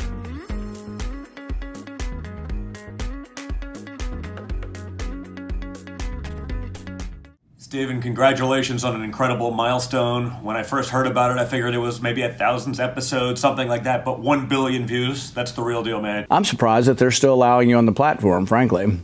Well, it just goes to show you what you can achieve with a little bit of effort, ingenuity, and a small, rent-free space in your parents' basement. I suppose we all need our hobbies. Steven! Mahmoud here from ISIS headquarters to wish you congratulations on your 1 billionth murder. What do you mean, view? It kind of reminds me of an adage in the business, which is if you never leave the stage, eventually somebody will clap just so you go. Congratulations on getting 1 billion downloads or views or whatever. A grown man having your daddy call people to congratulate you and tell you good job. Congratulations on what I hear is 1 billion people that are now watching your steaming program, Crowder on Chowder. That's quite an achievement. Black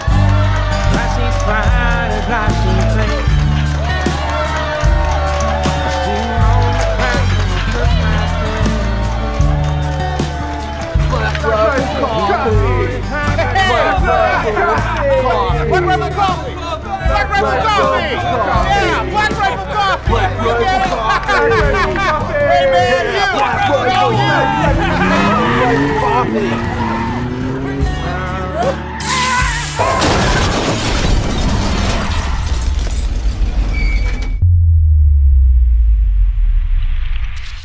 Well, the coffee is delicious, but you should still keep your eyes on the road. Really happy to announce our latest sponsor, Black Rifle Coffee. And the company does more than just coffee, by the way. They're veteran-owned and operated, and they actually still actively serve those in the veteran community today. So all of November, for every bag or box of coffee rounds that you purchase, Black Rifle Coffee will donate another bag to active deployed members of our armed services. And something else, unlike other companies who claim small batch or premium coffee, Black Rifle Coffee isn't roasted until after you place to your order, which is really important. A lot of people don't know this.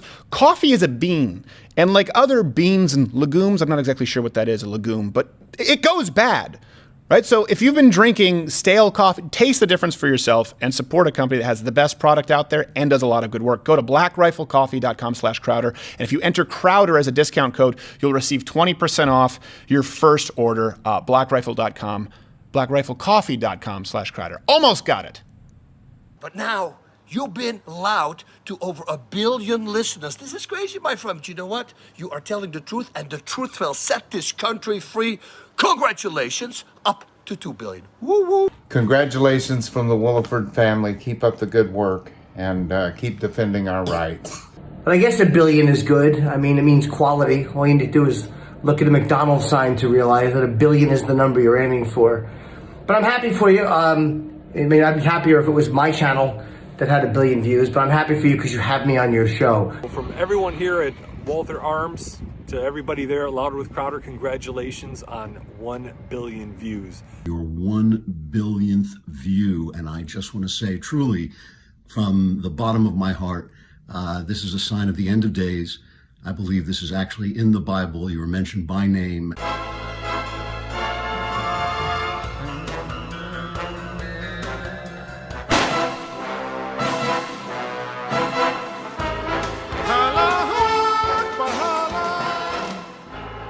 Tell me, what does that magnificent hand-etched mug do?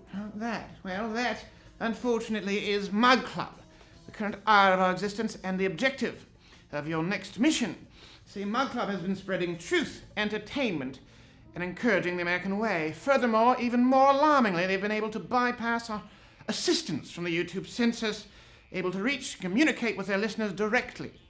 Your objective will be to find who is at the center of this Mug Club, extract any information by any means necessary, and destroy it.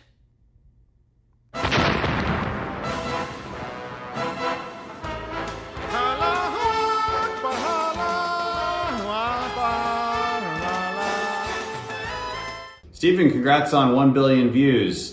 Just to be clear, that's not even a fraction of the world population, so it's... StevenCrowder, congratulations on passing over 1 billion views despite shadow banning, censorship, and all the attacks you've gone through. But I am here to criticize you. It's not a good thing to joke around and have humor. It hurts a lot of people's feelings and it can be confused. When you told me you were going to get to 1 billion views, I didn't believe you. But then you explained it was really simple. All you needed was a Russian bot farm, and you could have artificial views into the billions.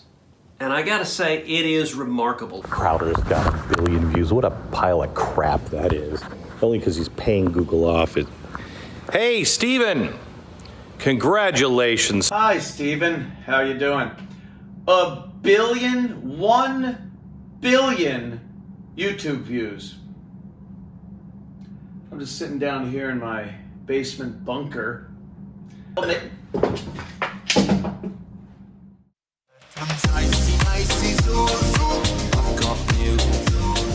Thank you so much to everybody. Thank you, Rand Paul. Thank you, Mahmoud Al Mahmoud. Thank you, James O'Keefe. Thank you, Glenn Beck. Thank you, Mark Ripto, Jocko, Jim Norton, Dan, all of Ted you. Cruz. Thank you. We really appreciate it. I already said Ted Cruz. I said it again. And during the break, my half-Asian lawyer, Bill Richmond, said couldn't get 2 billion. Yeah, really? Couldn't. I think we're going to skip it. I think that's why I said it. We're just going to go to 3. Yeah, lightning pass right there to 45. Bill. Well, we're going to do our best.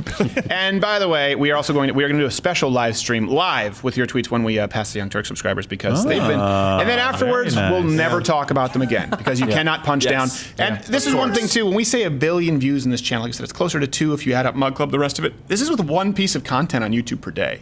It's not like a lot of these other networks that are doing 50 pieces or 30 pieces. And like this is, it's incredible. We are so grateful. Yeah. And a big part of this, we will say that brings in the most amount of new subscribers here on YouTube because, you know, search results we've talked about. A lot of these algorithms aren't necessarily favorable to us. We've had a lot of problems running our videos as ads. Well, the problem is like, how do we reach new audiences? Right. Like, well, people search. StevenCrowder changed my mind for the longest time. I think they fixed. Didn't show up. And then we were no longer able to like run videos as ads. So it's just like, how do you reach new people? The thing that does cut through and helps us reach new people more than anything else are what we call sort of super videos. And these are videos where we go on location, like Antifa we've talked about. Yeah. And there are two really ones that stick out. Change My Mind is obviously within the last 3 or 4 years. And then a subsidiary of that, Crowder Confronts, which usually occurred because someone threatened to kill me at a Change My Mind. Right. Yes. So it's You 2 didn't start the fight. for 1. Yeah. Double the Steven. But these super videos, what often happens is they go viral. They sort of become a news story as opposed to commenting on the news. They became a news story in and of themselves. And that ultimately leads to more people subscribing to the channel. And here's the thing. I appreciate how much everyone out there understands is sometimes if you join Mug Club, we'll have like a week where we maybe miss 2 shows or something because so usually we'll pre-tape, but sometimes we can't. We just have to run and go do a hidden camera deal where we don't have 140-something writers or staff like Jay Leno has, or 100-something like Seth Meyers have. We have 12 people here, and I think 15 if you count part-timers abroad. And so we just have to pack up everything, go out, and tape a super video where we can't do this show and that. And we would never be able to afford to do these super videos if not for you. I mean, to give you an idea, doing like the Change My Mind you'll see in front of the White House, that's getting 12 people to Washington, D.C., several hundred pounds of equipment, making sure that we have security when we get there, getting travel back, not to mention the editing software, food, hotel, typically for 2 days. I mean, you're talking about tens of thousands of dollars often to do these. And we wouldn't be able to do it if not for Mug Club. And I know it's one of those things that sometimes you don't see because these go up on YouTube, but Mug Club is paying for that. It's paying for us to reach new people because that cuts through the algorithms. And I can't thank you enough. We've actually shot a few that are in the hopper, and we're planning on doing more of these in the coming year. Coronavirus has made it a little bit tough. You know what I'm talking about, Haitian Bill? Yikes. But no more China trip. Let's go right now to a montage of actually top moments from funded by you, on location, super videos. Thanks again so much. Hi, my name is StevenCrowder.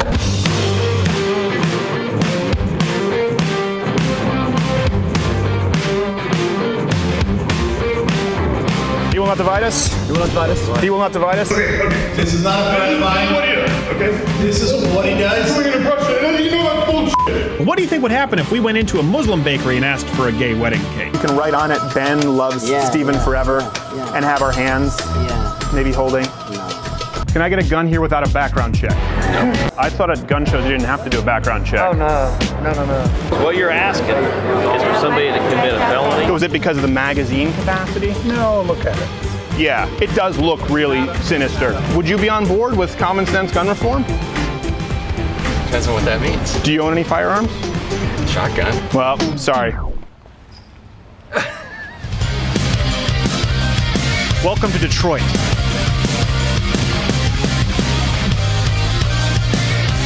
We have a nice 2-story in the Detroit area. Cozy, rustic. You guys have papers? I need papers. He's gonna call ICE, you motherfuckers. Wait till these hobos get a load of me. The price of my walls, not a price that you're willing to pay. Yes, bitch, yes, bitch, yes, bitch, slay! Are you familiar with the term manspreading? We'll see what women think using our homemade apparatus. I get why men sit like this. Yeah? I'm not shocked by it. I've decided to go through the socialized Canadian healthcare system to show you exactly what it's really like. What does that mean? Triage. That means we wait and we get judged by the nurse and decide how important we are.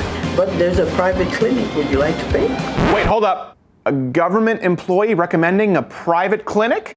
Take the knife. How much? Thanks. Matt McDonald here with Fox 13 News. We've been tracking Antifa for a long time. He was just down there at President's Circle and they were handing out sharp objects to stab people with, said they had someone coming with an AK. Why did it take 2 late night hosts, comedians, to find this out? We took a hidden camera to an abortion clinic in Colorado where late-term abortions have been legal for years to show you exactly what it is that they, we, and you are talking about. This woman was going to end her 32-week, that's 8 months, her 8-month-old baby's life. Nothing wrong. I mean, there's nothing wrong with my pregnancy. Like, I know my husband the whole time was like, you're gonna regret this. Like, you don't need to do this. Like, Hi, I'm Stephanie with all the frequencies of the feminism.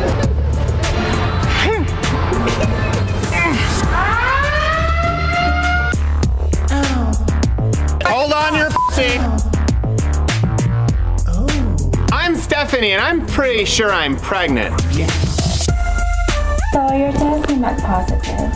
Really? We wanted to talk with someone about Plan B. Yeah.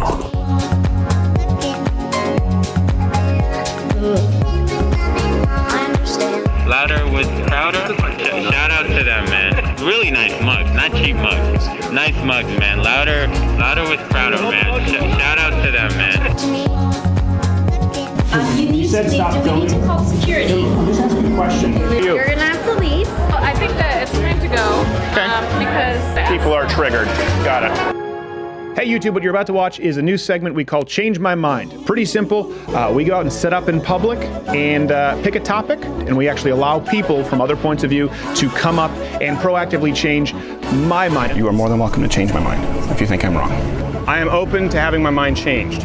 Fetus is literally a parasite. Like, it is sucking the life from a mother. Yeah. Every single day. Like, that's literally what happens. That's not even like... Not a mother, I'm guessing. Like, whoa. I just found the keys to a city. The beats are big and the lights are pretty.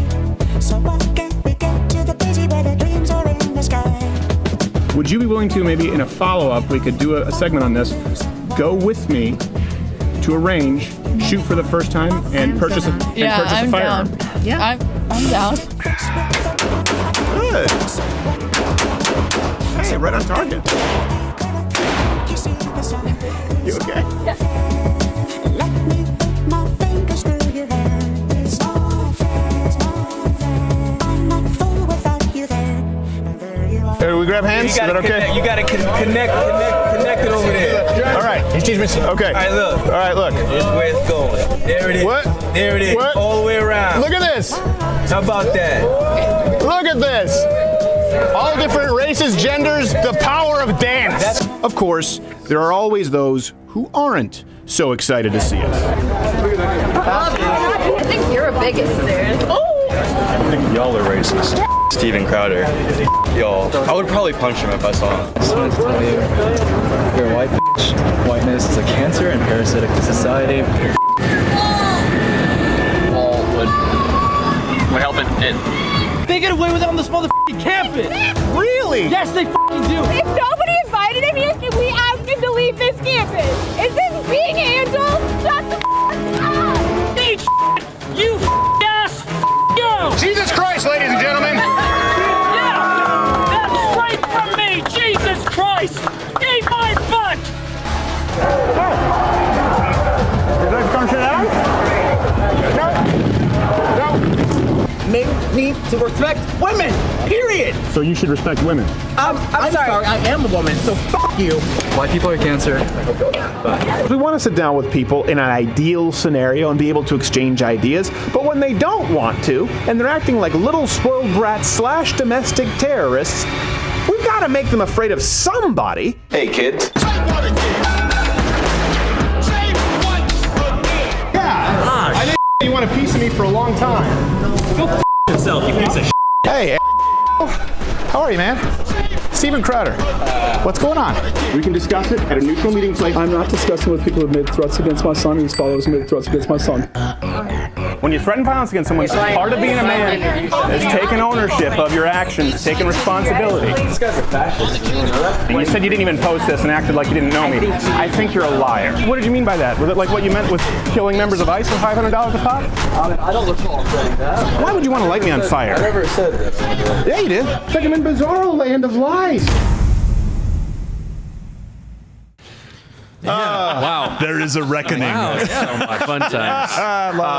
And then we do have to get going here. I do want to let you guys know the promo code is CrowderBillion. You get $20 off, and all of that, by the way, was funded by you. Yep. Like some of those, like you can sort of Yeah. see the progression. The Muslim bakery was literally a friend acting like he was on his phone, Right.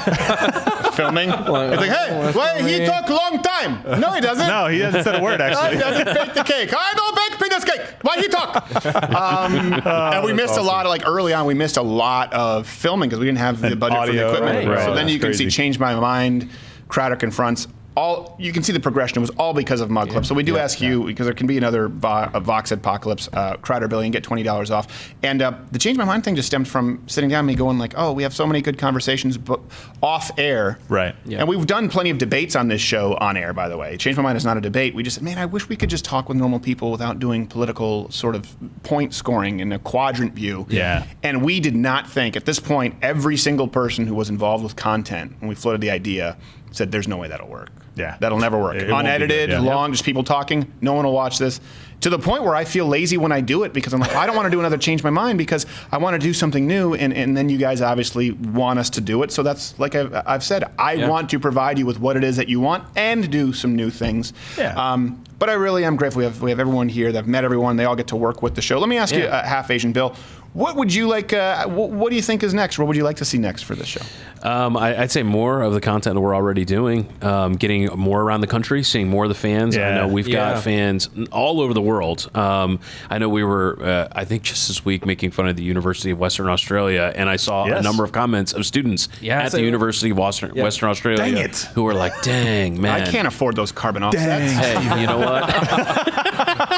Hey, the fires are down. It's fine. We can go to Australia. No, I think doing more of that content and being able to get around the country is the number one thing. More of it would be more exciting for everyone. And I just love the energy and the sense of community that people have to be able to just hear some great viewpoints, some honest feedback, and some hilarious shit.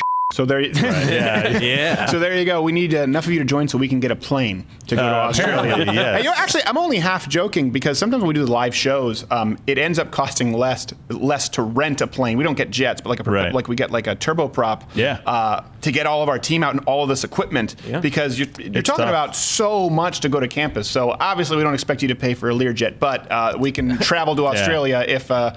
We can take a week off the show because that's a lot of travel. I think we're going to send actually even Brendan on that flight from Sydney to Buenos Aires with a GPS just to prove that the Earth is not flat. But he doesn't know it yet. He just found out right now.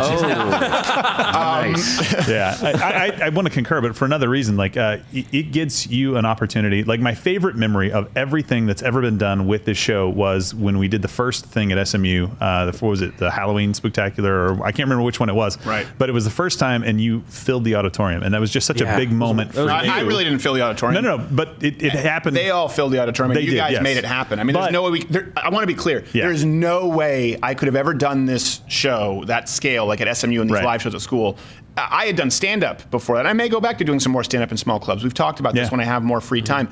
Could not have done it without this team of people. There's so much that goes into it. What's the insurance rider? Like $1 million just in equipment? We have to be there a day and a half in advance. So that's not false humility. I am so grateful to be able to do that kind of show because it was in here, but I could never make it here. And everyone here is made it happen. And you get to see fans because you deal with a lot of people pushing back on you, right, in life. Like you get us, obviously, but everybody else seems to be trying to attack you in different ways. And so it's great to be around fans, but it's also great for them because they get to be around a bunch of other people that are exactly like them. They're conservative people when it's not popular to be conservative. And so it's great for both that we get to do those live events. So let's get it done at Notre Dame. Let's go there. Notre Dame, baby. I know we talked about it. St. Mary's a long time ago before this show was daily. And I remember there were like 400 people who showed up. Yeah. And I thought that was all the people in the world back then. It was just me doing stand-up. And some kids showed up. And half the questions at the Q&A were about my time being the brain on Arthur. At this point, really didn't exactly have the same familiarity filter those out now. With my catalog. Well, thank you guys all very much, and we do have to get going. That promo code is Crowder Billion to get $20 off. And I will say, in watching that, there have been some things obviously we've created we're proud of, the intros and the Change My Mind, and that's probably something I'm pretty proud of because I see a lot of other people trying to do the Change My Mind and approaching conversations in that way in real life. And if I can serve to help you with that and help equip you with that in a way that professors have failed you, then I'm grateful. But I was even watching that that lady at the abortion clinic, we never talked about it. She didn't have that abortion. Yeah. Really? She didn't have that abortion. That's fantastic. We couldn't show that in the video because we didn't want to. This was actually, it was a real kind of moral dilemma because we were going, what's more important? Is it stopping this abortion that this woman is getting anyway, or is it showcasing the horrors of abortion so that thousands of other people don't abort? And what we did was, with my permission, some of the girls who went in undercover, I said, they knew she was going in like the next week for the abortion. I said, we're going to release this video before then, so don't reach out to her right now. let us release this so we can still serve this purpose and get this out to the public. And then I want you to reach out to her. Yeah. And I don't know exactly what happened, but I do know that woman did not have that abortion. And we also had that girl who we did the Change My Mind with, who came back on the show, and then she was pro-life. Yeah. It's seeing those things like that really make the Change My Minds and the super videos kind of more important. It's doing something for the culture war. The wall, and also when I look back and see that one where I was shooting at the range that I sounded like death warmed over. Oh yeah, you were That's sick. right, a bronchial infection, pneumonia, all of the above, and I was at a gun range with nothing but gunpowder, and we turned out they couldn't buy. That's what's great about you though, is like even whenever you're down and you're sick, or you're really stressed out, or there's bigger things going on, you're always really focused and able to do what you need to do. So we force you to work. Yeah, exactly. Coronavirus be damned. Whip me. I build a mead and pyramid as well. There you go. But who knew? And then those girls tried to buy that firearm. They wanted the Walther. And I will tell you this: we didn't lead them. We let them try a Walther, Glocks, different firearms, and they all preferred the Walther. That's why we'll just say try the Walther. And then they couldn't purchase it because they weren't 21. And they needed to be 21 for a handgun. Yep. But afterwards, they had changed their view completely that you can just purchase a gun without a background check. Right. All right, and then I will say, I was just seeing kind of Hopper in there. I was like, I kind of tugged on my heartstrings a little bit. And I appreciate, by the way, the support. I get a lot of pushback. I think a lot of times people focus on haters or they focus on negativity, and you get that when you're in the public sphere, right? You get a lot of people who aim that at you, but it is so far outweighed, I would say, by what we do here, by how many lives that we see we've touched, how much this show means to you guys, and honestly, you mean every bit as much to us. I would say more. To me, when I look at the billion, I go, oh my gosh, this is what these people are choosing to tune into this. At a time when media is so fractured, at a time where you have a million different options at any given moment. Remember when we thought media was getting too fractured because of cable, because of Dish? We're like, people have 200 stations. Wow. Well, now there's 200 more just in that pause were just created. And the fact that you choose, and one thing too, people at YouTube, people in these social media consulting companies, they often look at our numbers and they're dumbfounded at the number of people who just come in every day to watch our videos, whether you're a subscriber or not. And so we've been able to survive a lot of these algorithms. It's a changing landscape because of your loyalty. And man, I hope that we've earned it. I hope that we have billions more. And this really means a lot to me. The show. I don't mean the billion views, just the show. Being able to do this, and I will do it as long as I can and my body allows, which, may not be that long because I'm not only on the FBI ISIS kill list, I'm on the premium frequent flyer list. Yeah. So thank you, Walther. We appreciate your security help. Promo code is CROWDERBillion. We are going to be releasing some super videos here coming up next week. We'll be back to our regular schedule. Thank you so much. I look forward to reading your comments and hearing back from you.